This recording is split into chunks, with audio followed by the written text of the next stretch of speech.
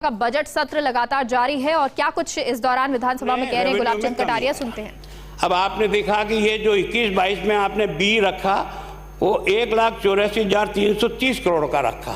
अभी जो आपने आरी बनाई है उस आरी में आप इसको 1,89 ले गए और एक्चुअल में मैंने जो 31 दिसंबर के आपके अब तक का जो रेवेन्यू रिसिप्ट हुआ है उसको मैंने उस दिन भी बताया था। अध्यक्ष महोदय, मैं फिर आपसे विनम्र प्रार्थना करना चाहता हूँ कि हम ये बजट बनाते समय, आरी में जाते समय और एक्चुअल में जाते समय इतना बड़ा अगर अंतर आता है तो इसका मतलब बजट बनाने में कहीं न कहीं हमें जनता को आश्वस्त करना चाहिए वो नहीं है। अभी तक जो मैं बता रहा हूँ, आप 1,79 जो आपने आरी माना है उसकी जगह केवल 1,16 अभी तक आया है। अभी लास्ट में कितना आ गया आपके विद्वान साथियों के पास हो तो एक स्लिप आपको पास पहुँचा दे कि अपन मार्च के लगभग 31 मार्च को ये साल भी एंड हो जाएगा।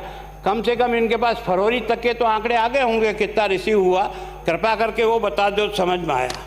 अब जो आपका एक तरह से पिछली बार जो 1,34 था रेवेन्यू रिसिप्ट, अब आप सीधा ही 2,14,000 पे जा रहे हो। इसका मतलब 80,000 करोड़ रुपया आप पिछले साल के और इस साल के इस 12 महीने में रेवेन्यू अधिक कमा लेंगे। ऐसा कौन सा जादू है, ऐसा कौन सा साधन आपके पास मिल गया जो आपने इतने दिन तक घूम रहा था, एकदम ढूंढ के निकाला, समझ में नहीं आता। अब राजस्व घाटा है ना, हम लोगों को यहाँ थपथपी कराने के लिए आप राजस्व घाटा जब घोषित करते हो तो आपने 19-20 में राजस्व घाटा जो हमको बजट के समय जो किताब हमें पकड़ाई थी उसमें आपने 27,000 करोड़ की समझी थी और साल का जब अंत हुआ था तो राजस्व घाटा पहुंच गया 36,300 करोड़ रुपया, है ना। 27,000 आपने अनुमान किया, बजट का जब एग्जेक्ट आया तो 36,000 हो गया, है ना। इसी तरह से आपने 20-21 में हमको जो राजस्व घाटा मतलब रेवेन्यू रिसिप्ट और रेवेन्यू इन्वेस्टमेंट इन दोनों का अंतर राजस्व घाटा है, वो आपने बताया था कितना 12,345। हमने थपथपाई, बहुत अच्छा प्रशासन का काम हुआ। अब की बार रेवेन्यू रिसिप्ट जो सामान्यतः होनी नहीं चाहिए, बजट ये चाहता है कि रेवेन्यू में कम से कम किसी प्रकार का घाटा ना हो, वो सबसे बढ़िया बजट होता है, लेकिन कोई बात नहीं, होता है हर समय। तो आपका जो 12,000 सोचा था वो 44,000 हो गया। 12,000 का जो घाटा आपने सोचा था वो एक्चुअल जब आपका मार्च 21 खत्म हुआ तो ये 44,000 हो गया। इसके बाद आपने फिर 21-22 में वही 23,700 सोचा, वो अभी आरी में अभी आ रही है। अभी एक्चुअल तो आपके विद्वान साथी बताएंगे, आज की तारीख में हो गया 35,689 करोड़ रुपया।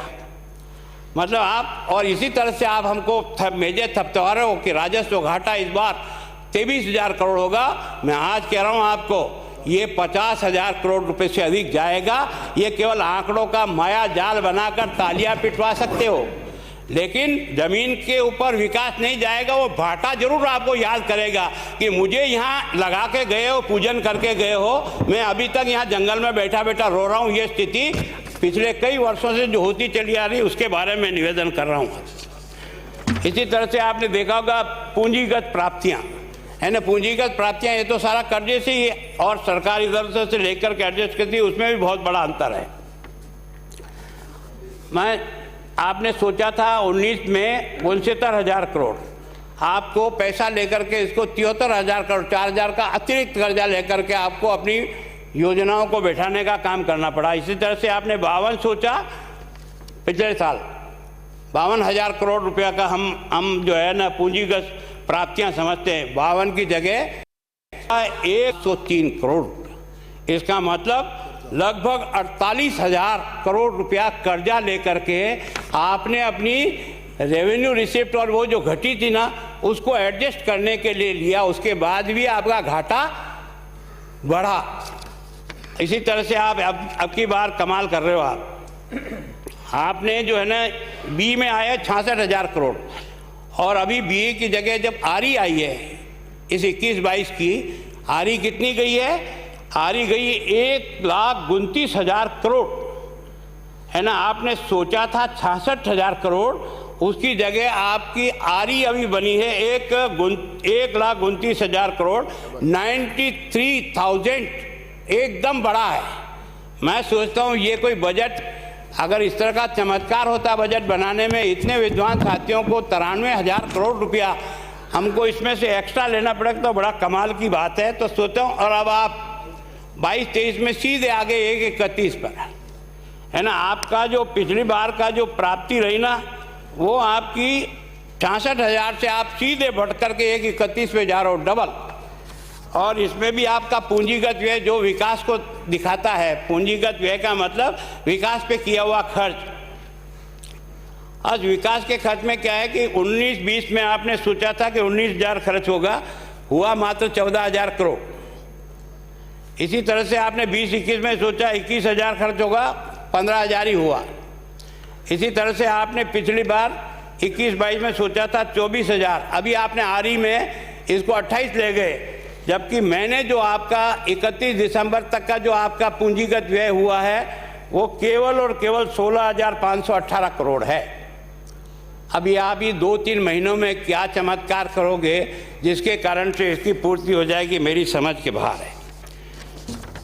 मुझे बहुत दुख है, ये जो आप है ना FRBM एक्ट को एडजस्ट करने के लिए अपने के आंकड़े के मायाजाल को फिट करने का प्रयास करते हो कि जो लिमिट दे रखी है उस लिमिट के परसेंटेज से हम ज़्यादा हमारा कर्जा न हो। अब मैं आपको बता रहा हूँ, 19-20 में आपने जो हमको बजट दिया था जिस समय, उस बजट में आपने माना था कि 3,39,368 करोड़ रुपए का कर्जा होगा, ये आपने माना। एक्चुअल में हुआ कितना? 3,52,000। इसी तरह से आपने 20-21 में माना क्या कर्जा? 3,75,000 करोड़, और हुआ कितना? 4,10,000 करोड़। मतलब आप बी में क्या बनाते हो, एक्चुअल में आता है तब तक क्या होता है। और अब की बार आपने 21-22 में बनाया कि हमको 4,57,000 करोड़ का घाटा होगा जब बजट पेश किया, और वास्तव में अभी आपने जो आरी बनाई है वो 4,72 की बनाई, 4,72,000। और मेरी गारंटी, अगर ये आपको हिसाब दें, आज की तारीख में 5 लाख करोड़ से अधिक राजस्थान में कर्जा हो चुका है। अब आप इसको एडजस्ट करने के लिए अगली बार का घाटा क्या दे रहे हैं, अगली बार का कर्जा क्या बता रहे हो?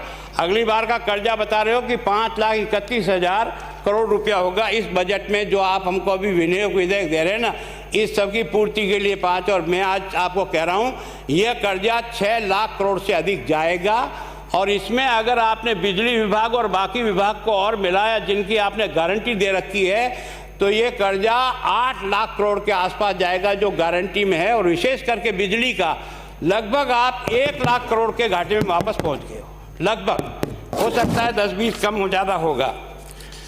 इसी तरह से आपका जो पिछले बजटों का जो आधार मैं देख रहा हूं, उसके आधार पर इस बजट को आप किसी कीमत पर पूरा नहीं कर सकते, कोई चमत्कार नहीं कर सकता।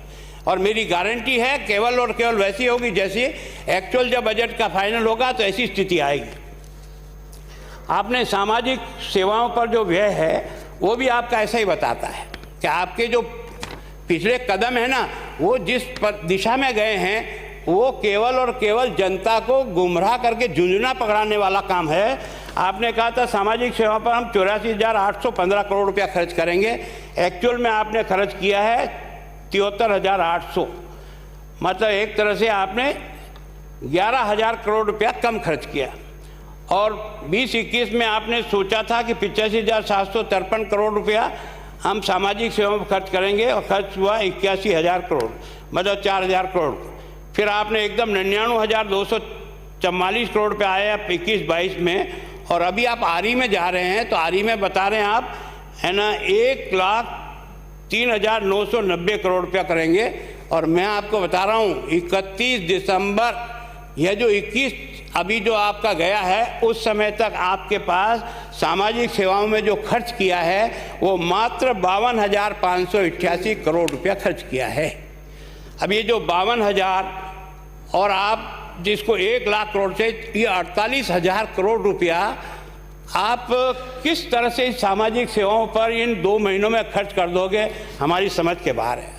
आपने केवल और केवल, जिस कलाकार ने भी ये बजट बनाया होगा उसने क्या किया कि 1-3 आपने आरी में आ गए, इसलिए कुछ तो इससे बढ़े गई, इसलिए सीधा 1-13 पर ला करके अब की बार आपने सामाजिक सेवाओं पर खर्च करेंगे ताकि लोग झुंझुना बजाएं, आप और हम सब ताली बजाएं। बहुत अच्छा बजट है, पर पूर्ति होगी उसकी दिशा इसमें से नहीं दिखती है।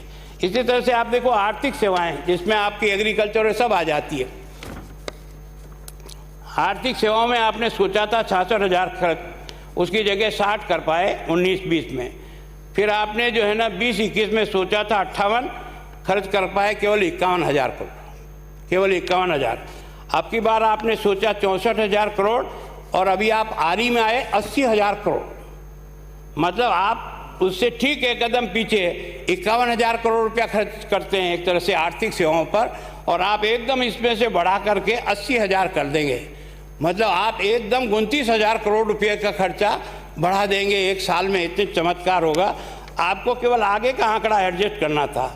अब ये जो आपने 80,000 का जो आरी सोचा ना, ये आपका मैंने दिसंबर का आंकड़ा निकाला है, तो इसमें अभी तक आर्थिक सेवा पे आप खर्च कर पाए वो केवल 41,145 करोड़ रुपया खर्च कर पाए। अब ये 41 खर्च किया है और आपको 80 करना है बराबर, है ना। जो काम आपने 10 महीने में किया, 9 महीने में किया, वो काम आप 2 महीने में बराबर 40,000 करोड़ का कर दोगे। ये चमत्कार ही दिखता है मुझे तो, और इससे अधिक कुछ नहीं दिखता है। इसी तरह से आपका, मैं ये आंकड़े आपको इससे थोड़ा बोरियत तो होती है, लेकिन हकीकत आप इसको समझने का प्रयास करो कि वास्तव में हम बजट जो पेश कर रहे हैं उसको हम धरातल पर कितना उतार पा रहे हैं कि नहीं उतार पा रहे हैं। मैंने सामाजिक और आर्थिक सेवाओं में विभिन्न पदों में राजस्व व्यय, अब आप इसमें देखो